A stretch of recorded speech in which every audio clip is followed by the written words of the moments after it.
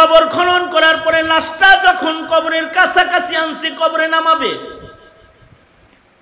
ঠিক এমন সময় দেখে কবরের নিচ থেকে একটা আজদাহা সাপ আইসা কবরে আগে শুয়ে পড়ছে। হাজী সাহেবরা ভয় পেয়ে গেছে যে কবরে সাপ শুয়ে রয়েছে, ওই কবরের ভেতরে মাইয়েত কেমন করে শোয়াবো, বড় মাপের আজদাহা কবরে শুয়ে রয়েছে। লাশ নিয়ে রাস্তা চলতে চলতে আধা কিলোমিটার সামনে যায় আবার কবর খনন করছে। কিন্তু আশ্চর্য হলো, লাশ কবরে নামাইবার আগে ইমাম বাইহাকি রহমাতুল্লাহ আলাইহির রিওয়ায়াত কিতাবে এনেছেন, লাশ কবরে নামানোর আগে সাথে সাথে ওই কবরের ভেতরেও আরেকটা আজদাহার সাপ আইসা পড়ছে। এইভাবে করে 4টা কবর খনন করেছে এবং আশ্চর্য, লাশ নামানোর আগেই কবরের ভেতরে সাপ আইসা শুয়ে পড়ে। কাফেলার লোকেরা পেরেশান হয়ে গেছে। কাফেলার লোকেরা আব্দুল্লাহ ইবনে আব্বাসকে যা বলে, ও রাইসুল মুফাসসিরিন, হাজির লাশ লয়ে বিপদে পড়ে গেছি, রাস্তায় মারা গেল, কবর খনন করলাম, যে কবরে নামাইতে চাই ওই কবরে দেখি সাপ 4 জায়গায় কবর খনন করেছে। আব্দুল্লাহ ইবনে আব্বাস রাদিয়াল্লাহু আনহু বলেন, 4 জায়গায় না, পৃথিবীর যেখানেই তার জন্য কবর তোমরা খনন করো সেখানেই তার কবরের আজদাহা তার কাছে হাজির হয়ে যাবে, কারণ এটা তার কুকর্ম। জীবনে সুকর্ম করে নাই, এ কারণে সে কবরে যাওয়ার আগে তার কুকর্ম তার কবরে চলে যায়। সুতরাং কবর ঘন ঘন খনন করে লাভ নাই। যে 4টা কবর খনন করেছ এর ভেতরেই কোনো এক কবরে তাকে নামায়া দাও, হতে পারে তার কবরের আযাবের বদলায় আল্লাহ তাআলা তাকে হয়তো আখিরাত মাফ করবে। যে কোনো এক কবরে নামায়া দাও। সুতরাং তুমি আর আমি, এই দুনিয়া কি? দুনিয়া তো অস্থায়ী জিনিস, আছে নাই। সাধারণভাবে কিছু টাকা পয়সার মালিক হয়ে গেলে তার ধর্মকর্ম দাফন হয়ে যায়। সে মনে করে যে আমার জন্য তো দুনিয়াটাই জান্নাত, বড় বাড়ি, সুন্দর গাড়ি আর শাহেনশাহী জিন্দেগি পায় আল্লাহ ভুলে যায়। স্মরণ রাখতে হবে, তুমি যতই বড় হও আর দুনিয়ার জীবনে তুমি যতই আরামে থাকো না কেন, এই আরাম তোমার আসল আরাম না। একটা মুমিনের আসল আরাম হলো বরজখের আরাম, আসল আরাম হলো আখিরাতের আরাম, জান্নাতের আরাম, যে জান্নাত মুমিনের জন্য আল্লাহ তাআলা বানাইছে। ওই পর্যন্ত পৌঁছার আরামটা হলো আসল আরাম। সুতরাং ওই জায়গা পর্যন্ত যে পৌঁছবে, কি দিয়া পৌঁছবে? ইবাদত ছাড়া যাওয়া সম্ভব নয়। মনে রাখতে হবে, ইবাদত না করে যদি কারোর জীবনে গুনার পরিমাণ বেশি হয়, তাহলে সে কবরে যাওয়ার আগে তার গুনাহ কবরে চলে যাবে এবং ময়দানে মাহশারে তার গুনাহ সহই তাকে আল্লাহর আদালতে দাঁড়াইতে হবে। এবার প্রশ্ন হলো, আমরা যারা, আমাদের জীবনে নেকি বেশি না গুনাহ বেশি? এইটা চিন্তা কইরা নিজের জিন্দেগির প্রতিটা মুহূর্ত থাকা দরকার, চলা দরকার। কারণ মরতে হবে, এতে তো কোনো সন্দেহ নাই। মরণ তো আছে নাকি বলেন? কারা কারা মরতাম না এরকম কেউ আসিয়ে না? সবারই মরণ হবে, সকলকে মৃত্যুবরণ করতে হবে। কবরের জগতে যায় যেন আমরা ধরা খায় না যাই। আর এই কবর জগতে নাজাত পাওয়ার জন্য, আখিরাতে নাজাত পাওয়ার জন্য দৌলত হলো ঈমান, আর সুন্দর অবস্থানের জন্য দৌলত হলো তার ইবাদত। যত সুন্দর ইবাদত বন্দেগী জীবনে হবে, আখিরাতে আল্লাহ পাকের পক্ষ থেকে পুরস্কারটা বান্দার জন্য এরকম বড় হবে। এ কারণে আকাবের বুজুর্গদের ইবাদত খুব বেশি। হযরত ইমামে আযম আবু হানিফা 40 দিয়া ফজরের নামাজ পড়ছেন, রাত্রে ঘুমান নাই।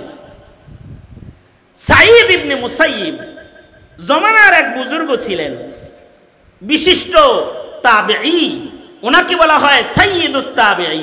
তাবেঈ কাকে বলে? এই এদিকে তাকা, তাবেঈ কাকে বলে? তাবেঈ বলা হয় হলো যারা সাহাবী দেখছে। সাহাবী কাকে বলে? সাহাবী বলা হয় যারা ঈমানের সাথে রাসূল দেখেছে। আর তাবেঈ বলা হয় যারা ঈমানের সাথে নবী না দেখলেও সাহাবী দেখছে। আর তাবেঈ বলা হয় যারা ঈমানের সাথে তাবেঈকে দেখেছে। এই চার স্তর যারা, এরা সবাই সিদ্দিকীন, জমানায় সিদ্দিকীনের অন্তর্ভুক্ত এরা। এই জমানা পর্যন্ত, তাবেঈ পর্যন্ত গুনাহ করার মানুষের সংখ্যা কম ছিল, ইবাদত করার মানুষ বেশি ছিল। সাহাবায়ে কেরামের ভেতরে কারোর কারোর গুনাহ হয়ে গেলেও তারা গুনাহ মাগফিরাত নিয়ে তারপরে কবরে গেছে।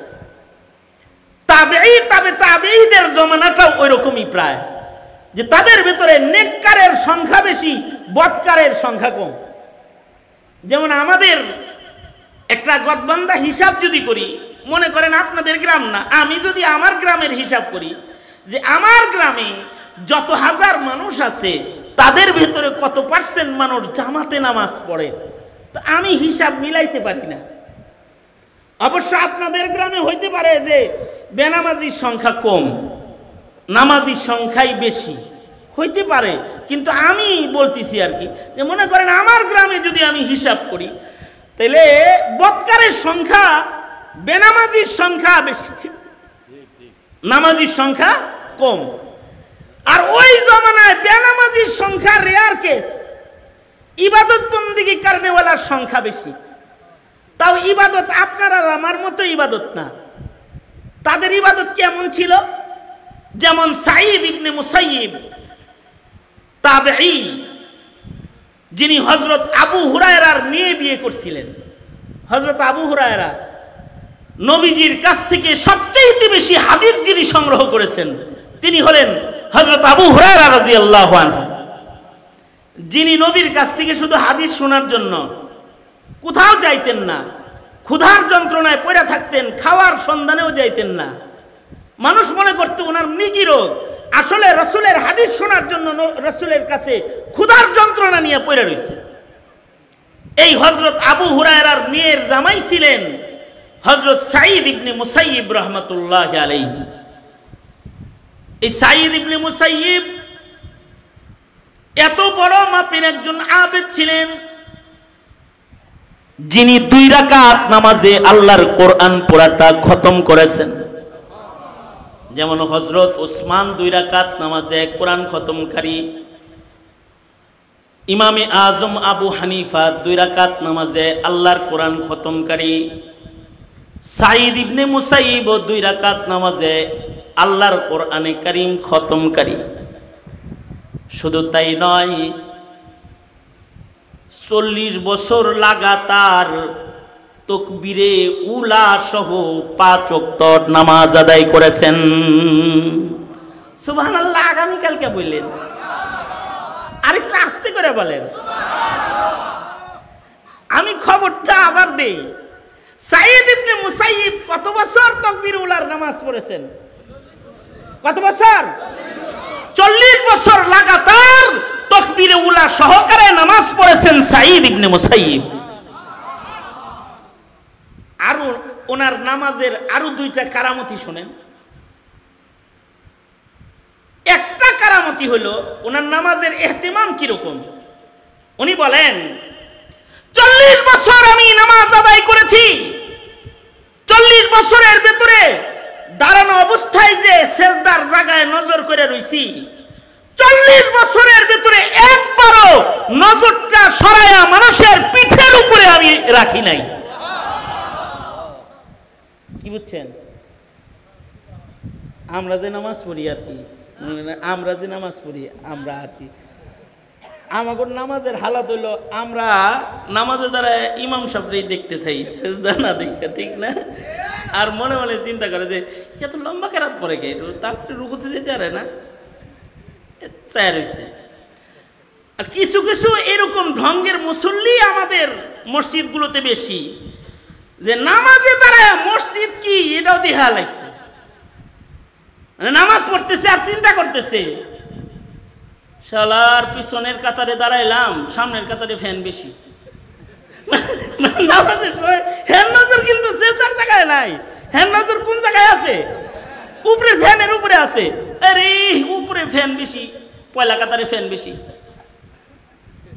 আবার কয় দেখছস কপাল কিরকম খারাপের খারাপ, পিছনের কাতারে ফ্যানও কম, এটা ঘুরেও কম, আর সামনের কাতারের ফ্যানগুলো ঘুরেও বেশি। লস হয়ে গেছে, আর এইরকম জায়গায় খারাপ যাবো না। নামাজ পড়তেছে নাকি ফ্যান গুনতেছে, এই মানসিকতার মুমিনের সংখ্যা বেশি, নামাজের সংখ্যা বেশি। আরো আজব নামাজি এখনকার যুগে আছে। এখনকার নামাজি তো নামাজও পড়ে, ফোনও বন্ধ করে, কারণ এখন সবার পকেটে পকেটে টেলিফোন আছে। এটি ইবাদত করতেছে, নামাজ পড়তেছে, ফোন বন্ধ করতেছে। আর আমি তো এক আশ্চর্য নামাজি পাইছিলাম হজের সফরে। আমার পাশে এক চাচা নামাজে দাঁড়াইছে, হের ছেলে সৌদি আরব থাকে, তো বাবা বুড়া মানুষ হজে গেছে, হের একটা ফোন কিনা দিছে, এটারে গলার ভিতরেই মানে তাবিজ বানায় ঝুলাই দিছে আর কি। এ চাচা রিসিভ করা আর কাটটা দেওয়া ছাড়া অন্য কোনো কাম পারে না। চাচা যেন হারায় না যায়, এই জন্য ফোন তো একটা গলায় ঝুলাই না আছে আমার সাথে নামাজে। এই চাচা নামাজেও দাঁড়াইলো, মক্কা শরীফে তাও মসজিদে হারামে। একদিক দিয়ে নামাজও শুরু হইলো, আর এক দিক দিয়ে হ্যাঁ টেলিফোন বাজা শুরু হইলো। বাড়ি থেকে চাচিতে মনে হয় ফোন দিতেছে, এটা বাজতেই আছে বাজতেই আছে, চাচা বন্ধও করে না, কিছু করে না, এটা খালি বাজে। আমি কি চাচার রিংটোন শুনুম নাকি কাবা শরীফের ইমামের তেলাওয়াত শুনুম, মানে বুঝবুদ্ধি আড়ায় লাইছি। যাই হোক, কষ্ট করে নামাজ পড়তেছিলাম, কিন্তু এর ফাঁকে 1 রাকাত হইছে, 2 রাকাত হইছে, এর ফাঁকে আবার ফোন আইছে। তো ফোন আইছে পরে এই নামাজের ভিতরেই ফোন ধইরা কয়, এই পরে কল করিস, আমি নামাজ পড়তেছি।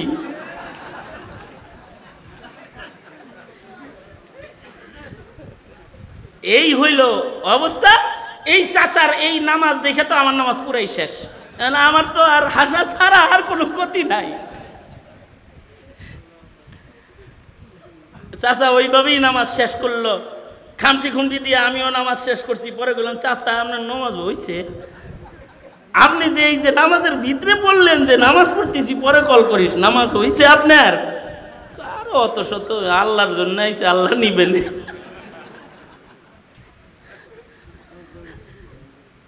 এই হইল আমাদের ইবাদত। আর সাঈদ ইবনে মুসাইয়িবের নামাজের হালত কি? উনি 40 বছর নামাজ পড়ছেন, দাঁড়িয়ে সেজদার জায়গায় নজর করে তাকায় রইছেন 40 বছর। উনি বলেন 40 বছরের ভেতরে আমি দাঁড়িয়ে থাকা অবস্থায় আমার নজর কখনো সেজদার জায়গায় ছাড়া নজরটা উঠে কখনো মুসল্লি বা ইমামের পিঠের উপরে 40 বছরের ভেতরে পড়ে নাই। সুবহানাল্লাহ। শুধু তাই নয়, আরো আশ্চর্য কথা হলো, সাঈদ ইবনে মুসাইয়িব বলেন 40 বছর আমি নামাজ পড়েছি, 40 বছর আমি নামাজের আজান মসজিদের কাতারে বসে বসে শুনছি। তার মানে হলো 40 বছরের ভেতরে জীবনে কোনোদিন আজানের পরে মসজিদে যায় নাই। 40 বছর পর্যন্ত তিনি আজানের আগে মসজিদে প্রবেশ করেছেন।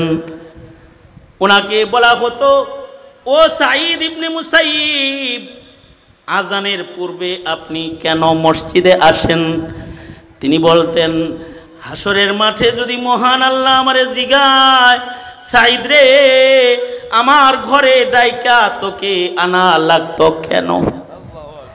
এই কথাটা যেন মহান আল্লাহ আমাকে বলতে না হয়, এ কারণে আমি 40 বছর আজানের আগে মসজিদে এসে বসে থাকি, আল্লাহর ঘরে যেন হাইয়া আলাস সালাহ বইলা আমি সাইদরে যেন ডাইকা আনা না লাগে। বলবেন এত ইবাদত করে হ্যার লাভ কি হয়েছে? এত ইবাদত করে লাভ কি হয়েছে এটা শোনেন। এই রকম ইবাদত করার কারণেই উনার কানটা দামি কান হয়ে গেছে, উনার চোখটা দামি চোখ হয়ে গেছে, উনার মুখটা দামি মুখ হয়ে গেছে। হাত্তা কুনতু সামাহু আল্লাযী ইয়াসমাউ বিহি ওয়া বাসারাহু আল্লাযী ইউবসিরু বিহি ওয়া ইয়াদাহু আল্লাযী ইয়াবতিশু বিহি। মানুষ যখন ইবাদতের মাধ্যমে দামি হয়ে যায় তখন আল্লাহ বান্দার কান হয়ে যায়, আল্লাহ বান্দার চোখ হয়ে যায়, আল্লাহ বান্দার হাত হয়ে যায়, বান্দার এত কাছে এসে যায়। হাদিসে কুদসি, শামীরা মদিনাতুল মুনাওয়ারাতে আক্রমণ করলো। ইয়াজিদি বাহিনী ক্ষমতা দখল করার জন্য মদিনায় আক্রমণ করলো। ক্ষমতা লিপ্সু যারা হয় জমিনে, এদের কাছে ভালো মানুষেরও দাম থাকে না, মানুষেরও দাম থাকে না, এদের কাছে ক্ষমতাই দামি হয়। তারা দেশের মানুষ ও ভালো মানুষ কারোর কদর ক্ষমতাধরদের কাছে থাকে না। যেমন ইসরায়েলের কাছে ক্ষমতা লিপ্সু যারা, তাদের কাছে ফিলিস্তিনের নারী শিশুর দাম নাই। অথবা ইরানের সাধারণ মানুষ, শান্তিতে থাকা মানুষদের উপর ইসরায়েল হামলা করেছে। আমেরিকা তার ক্ষমতাকে প্রতিষ্ঠিত করার জন্য শান্ত জমিনকে অশান্ত করে ফেলায় ক্ষমতাকে প্রতিষ্ঠা করার জন্য। এমনকি ক্ষমতা লিপ্সু যারা হয় তাদের কাছে ভালো মানুষের দাম থাকে না। যেমন ইয়াজিদি বাহিনী হযরত হুসাইনকে কারবালায় শহীদ করেছে ক্ষমতার জন্য। শুধু তাই না, মদিনায় আক্রমণ করেছে, মদিনাতুল মুনাওয়ারাতে আক্রমণ করে মদিনার ভেতরে যখন প্রবেশ করেছে তখন মদিনার মসজিদের আজান বন্ধ করে দিছে। 5 দিন 3 দিন মসজিদে নববীতে আজান হয় নাই এবং 3 দিন মসজিদে নববীর নামাজ বন্ধ ছিল। তাদের কাছে নামাজ ও ইবাদত বা মসজিদের দামও থাকে না যারা ক্ষমতা লিপ্সু হয়। মদিনাতুল মুনাওয়ারাতে যখন হামলা করছে তখন জাবের ইবনে আব্দুল্লাহ, বুখারী শরীফে ওনার রিওয়ায়াত আছে অনেক, এক বড় আলেম সাহাবী ছিলেন জাবের ইবনে আব্দুল্লাহ, যিনি একটা হাদিস, বুখারী শরীফ কিতাবুল ইলম, একটা হাদিস শিখার জন্য তিনি মদিনাতুল মুনাওয়ারা থেকে পায়ে হেঁটে সুদূর কুফা পর্যন্ত গেছেন একটা হাদিস শোনার জন্য, হাদিসের সনদকে আলী বানানোর জন্য। শুধু এই জাবের ইবনে আব্দুল্লাহ বৃদ্ধ হয়ে বুড়া বয়সে তিনি অন্ধ হয়ে গেছিলেন। তো সবাই তো হামলা করার পরে পালাইছে, জাবের ইবনে আব্দুল্লাহ আর পালাইতে পারে নাই। ইয়াজিদি বাহিনী যখন মদিনায় ঢুকছে তো জাবের ইবনে আব্দুল্লাহর মতো সাহাবীর পিঠে লাথি মেরে তাকে বালির ভেতরে ফেলে দিয়েছে। ক্ষমতার জন্য সাহাবীর পিঠে আঘাত করেছে। হাজ্জাজ ইবনে ইউসুফ ক্ষমতার জন্য সাহাবীকে হত্যা করেছে, জবাই করেছে।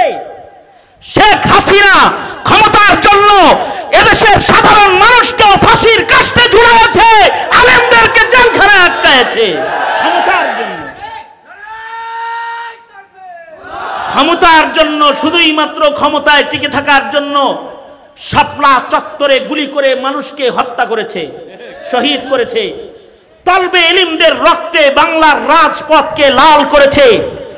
ক্ষমতার জন্য 21-এ উলামায়ে কেরামদেরকে ঢালাও গ্রেফতার করে এদেশের মানুষদের নয়নমণি, এদেশের মানুষদের হৃদয়ের স্পন্দন উলামা হযরত যারা, তাদেরকে জেলখানায় বছরের পর বছর আটকে রেখে রিমান্ডে আর আয়না ঘরের নির্যাতনে কাউকে কাউকে জেলখানায় তারা শহীদ করেছে, কাউকে কাউকে জেলখানা থেকে পঙ্গু করে দেশের অচল অবস্থায় দেশে জীবিত থাকার হায়াত তারা পেয়েছে।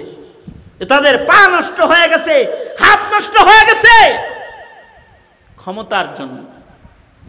যারা ক্ষমতা লিপ্ত হয় তাদের কাছে ভালো মানুষের কোনো মূল্য বা মূল্যায়ন বা দাম থাকে না। তবে ক্ষমতা এটা নিজের ইচ্ছায় থাকা যায় না। নমরুদও পারে নাই, ফেরাউনও পারে নাই, হাসিনাও পারে নাই। শেষ বেলায় দৌড়ানি খায়া ভাগ্য পালায়া গেছে, ইতিহাসের পাতায় যার নজির পাওয়া যায় না। ভাগ্য পালায়া গেছে কারণ ক্ষমতা কার? জোরে আওয়াজ করে বলেন। হয় নাই? আরো জোরে চিৎকার করে আওয়াজ করে বলেন। সবাই মিলে জোরে আওয়াজ করে বলেন, ক্ষমতা কার? আল্লাহ। ক্ষমতার জন্য অনেকে এখনো যারা ক্ষমতায় যাওয়ার জন্য মানুষ হত্যা করো, মানুষকে দাওয়া করো, মানুষকে হয়রানি করো, তাদেরকে বলছি হাসিনা থেকে শিক্ষা গ্রহণ করো। চাঁদাবাজির রাজনীতি ছেড়ে দাও, জুলুমের রাজনীতি ছেড়ে দাও, অত্যাচারের রাজনীতি ছেড়ে দাও।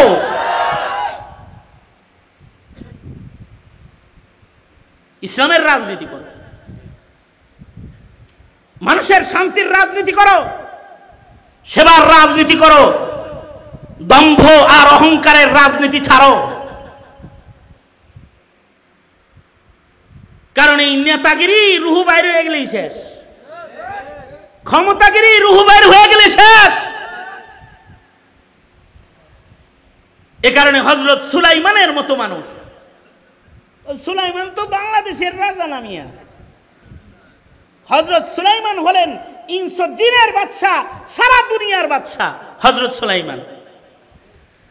আর হযরত সুলাইমানের হালত হইল, হযরত সুলাইমান যখন তখতে সুলাইমানিতে বসতেন, আর এই তখতে সুলাইমানি ওনাকে নিয়ে বিনা তেলে, বিনা ইঞ্জিনে, বিনা ড্রাইভারে, ওনার মনের ইচ্ছা মতো আল্লাহর হুকুমে এটা চলতো। যেখানে যেতে চাইতেন তখতে সুলাইমানি হযরত সুলাইমানকে নিয়ে সারা দুনিয়া এ তখত ভ্রমণ করত। আল্লাহু আকবার, জোরে করে বলেন। এটা পয়গম্বর সুলাইমানের মুজিজা, সুলাইমান আলাইহিস সালামের মুজিজা এটা। আচ্ছা, যে তখতে উইটা বসলে তখত তারে লইয়া উইরা যায়, এর ক্ষমতার পাওয়ারে তার দেহের অবস্থাটা কিরকম থাকার কথা? এই যে কি একটা হুন্ডা চালায়, যে একটা হুন্ডার মালিক, হেয়ারি পাওয়ার কি এমনি করে বসে,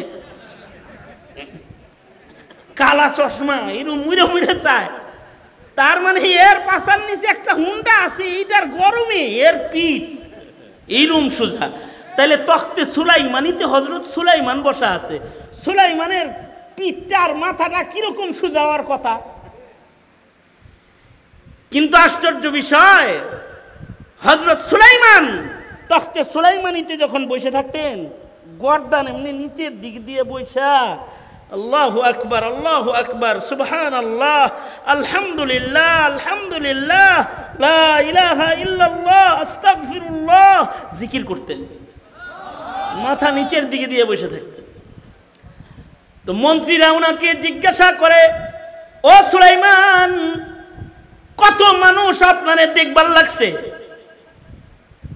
জমিনের সবাই আপনারে দেখতেছে, আপনি তখতে সুলাইমানিতে বসে আকাশ দিয়ে উড়ে যাইতেছেন, আপনি সবাই একটু এরম এরম করবেন, এরম এরম করবেন, এমনি এমনি করবেন, একটু আপনারা দেখব।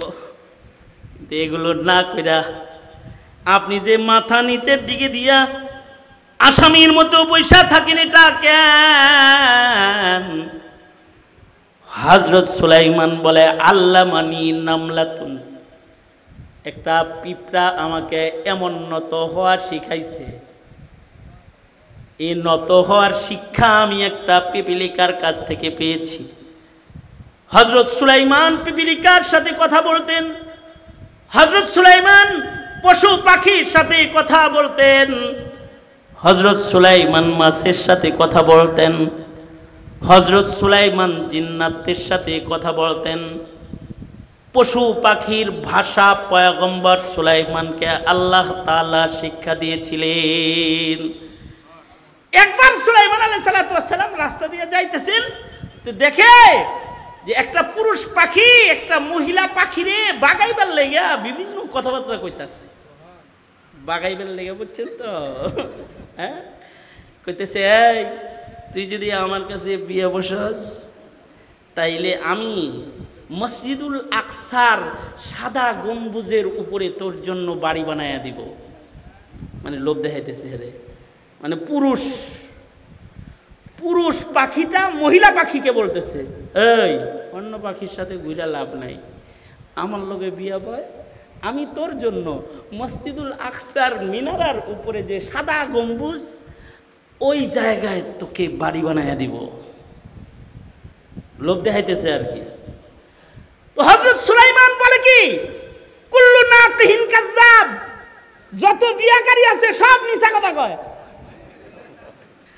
মানে বিয়ার আগে পুরুষরা বিভিন্ন ধরনের আলাপ সালাপ কয়। দেখবেন পুলার বাপ মেয়ের বাড়িতে যায় কয় আমার কাছে খালি দিয়ে দেখেন না, আমনের মেয়েটারে কি সুখটা দেই, আমার বাড়িতে 5 তলা বাড়ির 3 তলা তো পুরাটাই আপনার মেয়েরই দিয়ে দিব। আইনা তারপরে মিশা কইয়া টয়া বাগায় বুগায় লইয়া পুরা কাজের বুয়া বানায় ফেলায়। আপনাদের এলাকার মানুষরা আপনারা ভালো, কিন্তু হযরত সুলাইমান বললেন কি কুল্লু নাতিহিন কাজ্জাব, সব বিয়াকারীরা মিছা কথা কয়। কারণ উনি তো পশু পাখির ভাষাও বুঝে। উনি বললেন এই কিরে কি কস এগুলো,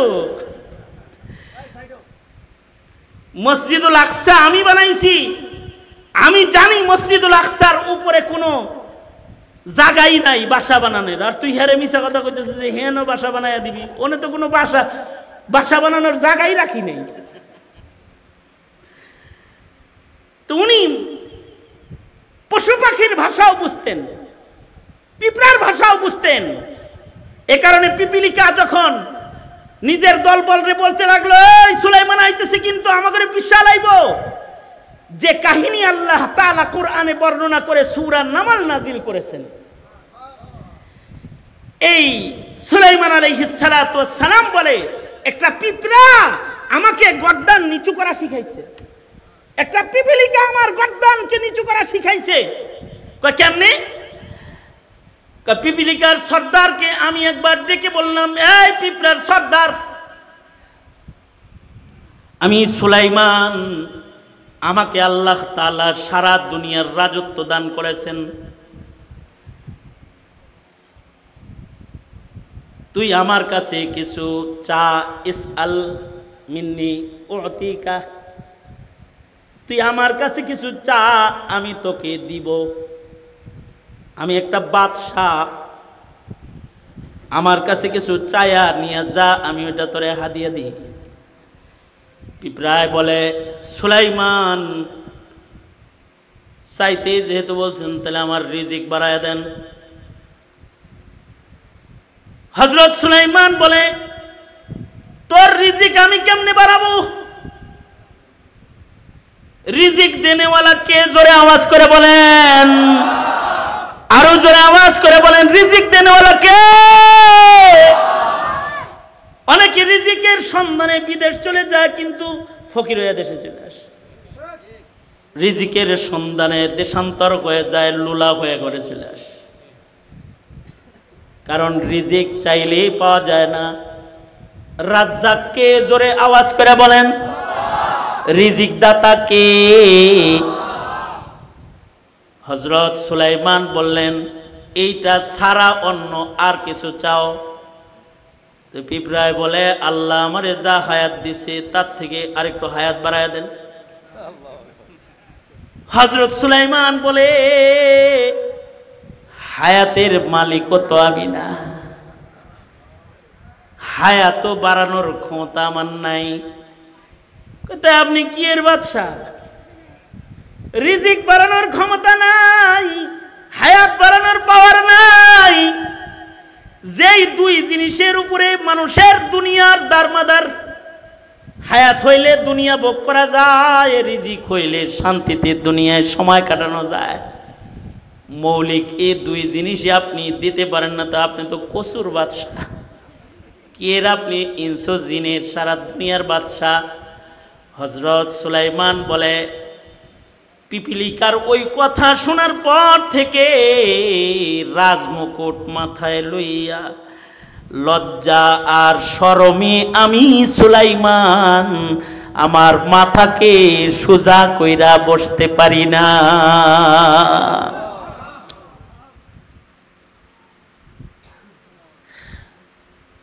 সুতরাং তোমার এই ধন দৌলত বাড়ি গাড়ি এগুলো তো আসল না। সুলাইমানও এগুলোর অহংকার করে নাই।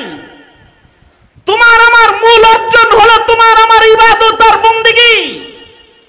ইবাদত বন্দেগীর পাওয়ার হলো মানুষের আসল পাওয়ার। ক্ষমতা তো সুলাইমানকেও আল্লাহ দিয়েছিলেন, ক্ষমতা দিয়ে সুলাইমান থাকতে পারে নাই। অথবা নমরুদ, ফেরাউন, সাদ্দাতকে ক্ষমতা দিয়েছিলেন, ক্ষমতা স্থায়ী হয় নাই। তোমরা যারা ক্ষমতা দখলের রাজনীতি করো তারা এটা মনে রাখবে, দুনিয়ার এই তামাশা স্থায়ী তামাশা না। এ খেলা যে কোনো সময় যে কোনো অবস্থায় হঠাৎ করে নিভে যায়, ঠিক কিনা যারা বলে। সুতরাং ভালো হয়ে যাও গা, ভালো হইতে পয়সা লাগে না।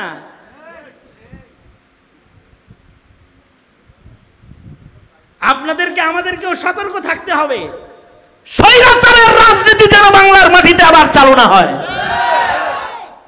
সর্বাত্মক কুরবানি দিয়ে উলামায়ে কেরামদের সাথে কাজ করতে রাজি আছেন তো ইনশাআল্লাহ?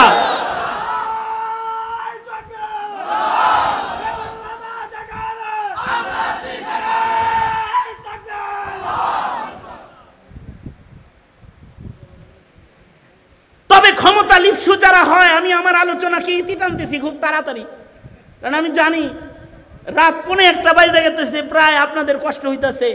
তবে আমাকে অনেক রাত্রে বসাইছে, আমি এখন কি করব? আমাকে বসাইছে 12:30টায়। 12:30টায় যেহেতু বসাইছে, 1:45 তো বাজতেই পারে, কি ঠিক না? আনসারী সাহেব হুজুর রহমতুল্লাহ আলাইহি ওনার দাওয়াতে, ওনার এদিকে কই মাদ্রাসা আছে না একটা, না এইখানে যেটা, হ্যাঁ এইখানে আমি আসছিলাম। সেই কবে আসছি, আনসারী রহমতুল্লাহ আলাইহি কবরে চলে গেছেন, এরপরে আর আসা হয় নাই। নাসিরনগর আসলাম, নূরপুরে এই যেহেতু পড়ছে আর 5-6 মিনিট থাকেন নাকি কোন, ঠিক না?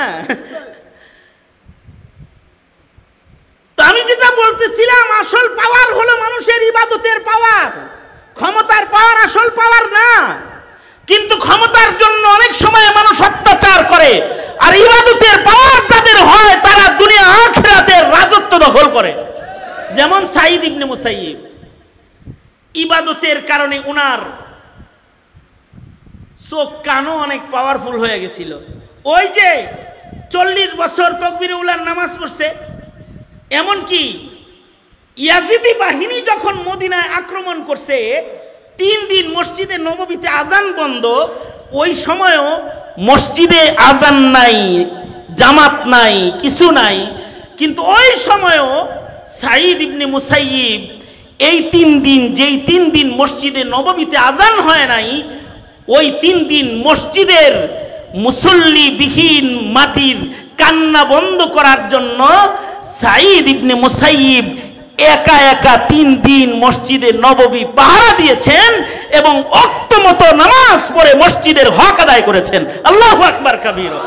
গোটা মদিনায় কিন্তু যুদ্ধ চলছে, আর উনি মসজিদের নামাজ জারি রাখছেন, আজান বন্ধ। কিন্তু মাঝে মাঝে সৈন্যবাহিনী মসজিদের ভিতরে ঢুইকা পড়তো। আর হাদিসের কিতাবে আছে উনি অসুস্থতা, পাগলের অভিনয় করতেন। কারণ উনি যদি ভালো মানুষ, এটা যদি দুশ্মনরা বুঝা ফেলায়, তাহলে মসজিদ থেকে উনাকেও গ্রেফতার করে লয়ে যাবে। এই কারণে উনি পাগলের অভিনয় করতেন। উনি বলতেন, পাগলের অভিনয়টা এজন্য করতাম, নবীর মসজিদ আজানের পরে নামাজ শূন্য থাকবে, হয় না। মসজিদের হক আদায়ের জন্য দুশ্মন দেখলে পাগলের অভিনয় করতাম, আর নামাজের ওক্ত হলে লম্বা করে দাঁড়ায় দাঁড়ায় নামাজ পড়ে মসজিদের কান্না বন্ধ করতাম। রাসূলের মুসাল্লায় দাঁড়ায় নামাজ পড়তাম। বিষয় হলো সাঈদ ইবনে মুসাইয়িব এই 3 দিন মসজিদে নববীর ভিতরে একা একা নামাজ পড়েছেন। মসজিদের ভিতরে কোনো আজান নাই, উনি শুধুই মাত্র একা একা নামাজ পড়েছেন। কিন্তু উনি বলেন রাসূলের মসজিদ আজান ছাড়া থাকে না। নামাজের ওয়াক্ত যখন হয়ে যেত আর আমি নামাজের জন্য প্রস্তুত হতাম, একটা আজানের আওয়াজ আমার কানে আসতো, আমি কান ঘুরাইতাম ফিরাইতাম, আজানটা কোথা থেকে আসে? সাঈদ ইবনে মুসাইয়িব বলে মসজিদের মিনারার আজান বন্ধ, কিন্তু আমার কানে একটা আজান আসতো। আমি ধীরে ধীরে রওজায়ে আতহারের কাছে যাইতাম, আমি শুনতে পাইতাম মিনারার আজান বন্ধ, কিন্তু সাইয়্যিদুল মুরসালিন নবী নিজে নিজের মসজিদে আজান জারি রেখেছে। রওজায়ে আতহার থেকে নামাজের সময় রাসূল নিজে মুয়াজ্জিন হয়ে আজান দিতেছে, আর নবীজির আজানের আওয়াজ আমি সাঈদের কান স্পর্শ করতেছি। হাত্তা কুনতু সামাহু আল্লাযী ইয়াসমাউ বিহি। ইবাদতের মাধ্যমে মানুষের মূল্য পাওয়ার এরকম বেড়ে যায়। আমি বলবো না আপনাদেরকে সবাইকে সাঈদ ইবনে মুসাইয়িব হয়ে যান, এমন কোন বুঝা আমি চাপায়া দিব না। তবে আমি অতটুকুন তো অবশ্যই বলতে পারি, এতটুকুন কি করা যায় না যে আমরা আমাদের জীবনে ফরজ ইবাদত ছেড়ে দিয়ে মহান আল্লাহকে কষ্ট দিব না? এতটুকুন ওয়াদা কি করা যায় না? ইনশাআল্লাহ 5 ওয়াক্ত নামাজের হিফাজত করব, ইনশাআল্লাহ বলেন। ইনশাআল্লাহ কবিরা গুনাহ করব না, ইনশাআল্লাহ। ইনশাআল্লাহ ইবাদত করে আল্লাহ পাকের নৈকট্য হাসিল করার মেহনত করব। বলেন ইয়া আল্লাহ, ওয়াদা করিতেছি জীবনে কোনোদিন আর নামাজ কাজা করব না, রমজানের রোজা ভাঙব না, হজ যাকাত ফরজ হলে আদায় করব, জিহাদ ফরজ হইলে জিহাদ করব। ইয়া আল্লাহ ওয়াদা করিতেছি উলামায়ে কেরাম যেখানে আমরা আছি সেখানে, আলেম উলামা নাই যেখানে, জোরে আওয়াজ করে বলেন আলেম উলামা নাই যেখানে, আলেম উলামা আছে যেখানে। ইয়া আল্লাহ হারাম খাইব না, মিথ্যা বলবো না, চগলখুরি করব না, বদনজরি করব না। ইয়া আল্লাহ তৌফিক দান করেন। চিল্লায়া জোরে বলেন আমিন, আরো জোরে আওয়াজ করে বলেন আমিন। এই অত্র এলাকার প্রবাসী ছেলেপেলে যারা যারা প্রবাস জীবনে অক্লান্ত পরিশ্রম করে, ওরা সকলে মিলে এলাকার মানুষকে দিনের কথা শোনানোর জন্য আজকের এই মহতি আয়োজন করেছে। আর এই গভীর রাত্রিতে রাত 1:45 বাজে আপনারা বসে ওলামায়ে দ্বীনদের কথা শোনার জন্য যে ধৈর্য, যে কুরবানি আপনারা পেশ করেছেন, ওদের আয়োজন আর আপনাদের কুরবানি আল্লাহ তাআলা আমাদের পেছনের জীবনের গুনাহ মাফ করানোর জন্য উসিলা হিসেবে কবুল করে নেয়। এই অত্র এলাকার যত মাইয়িত কবরে আছে তাদের কবরের আযাব আল্লাহ মাফ করে দেয়, এবং আমাদের সকলকে আল্লাহর নৈকট্য অর্জনে ইবাদত করার যোগ্যতা ও তৌফিক মহান আল্লাহ আমাদের সবাইকে দান করে।